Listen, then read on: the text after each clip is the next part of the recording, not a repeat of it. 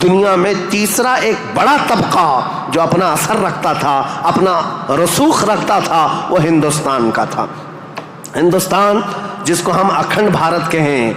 یہ ہندوستان، اس کی سیمائیں، اس کی سرحدیں اتنی نہیں تھی جو آج کشمیر سے کنیا کماری تک یا گجرات سے لے کر کے بنگال کی کھاڑیوں تک ہے، بلکہ اس کی سیمائیں ایران کی سرحدوں تک پہنچتی تھی۔ افغان، پاکستان، بنگلہ دیش، نیپال جو آج ایک الگ الگ ریاستوں میں، الگ الگ ملکوں میں تبدیل ہیں، یہ سب ہندوستان کے علاقے ہوا کرتے تھے۔ ہند اس وقت کے حالات کیا تھے ہندوستان کے؟ میں اس وقت کی بات کر رہا ہوں، عیسیٰ علیہ السلام کے عروج آسمانی کے 570 سال کے بعد ہندوستان کے حالات بڑے دیگرگوں تھے، کیونکہ یہاں پر بھی شروع سے بت پرستی بہت زیادہ تھی، بلکہ تاریخ نگاروں نے لکھا ہے اس وقت ہندوستان کی آبادی اگر 1 کروڑ تھی تو یہاں کے خدا جو بنائے گئے تھے وہ 2 کروڑ تھے،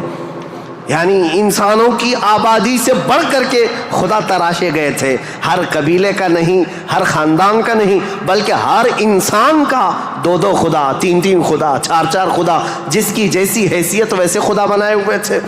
اور یہاں پر اخلاقی حالات اگر دیکھے جائیں تو وہ بھی اس طرح کہ جیسے کل بھی میں نے بتایا تھا، کاسٹزم میں یہ لوگ ایسے ملوث تھے کہ برہمن الگ، شودر الگ، دلت الگ، چھتریہ الگ، یہ سب چیزوں کو کاسٹ میں بدل کر کے، ایسے کہ کسی دلت کو ایک مقدس کتاب چھونے کی بھی اجازت نہیں ہوتی، برہمن سے مصافحہ کرنے کی بھی اجازت نہیں ہوتی۔ اگر کسی دلت نے برہمن کی لڑکی کو چھو بھی لیا تو اس کا ہاتھ کاٹ دیا جاتا، اور اگر گیتا کے شلوک سن لیتا تو اس کے کان میں کھولتا ہوا تیل ڈال دیا جاتا تھا۔ یہ سب حالات یہاں کے تھے،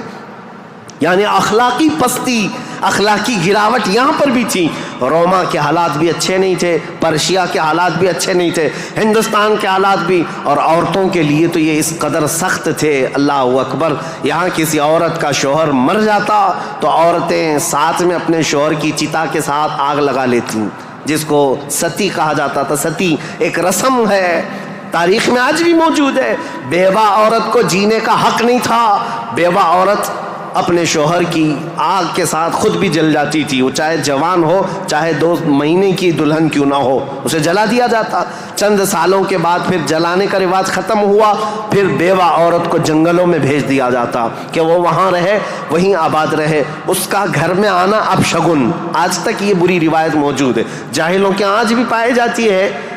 غیر مسلموں کے ہاں، کہ اگر کوئی بیوہ عورت اچھے تقریبات میں شامل نہیں ہو سکتی، اچھے فنکشنز میں نہیں آ سکتی، کھانے پکانے کے وقت نہ آ جائے، یہ اب شگن ہو جائے۔ عورت اگر حیض اور نفاس کے عالم میں ہو تو اس وقت تو اس کے ساتھ جان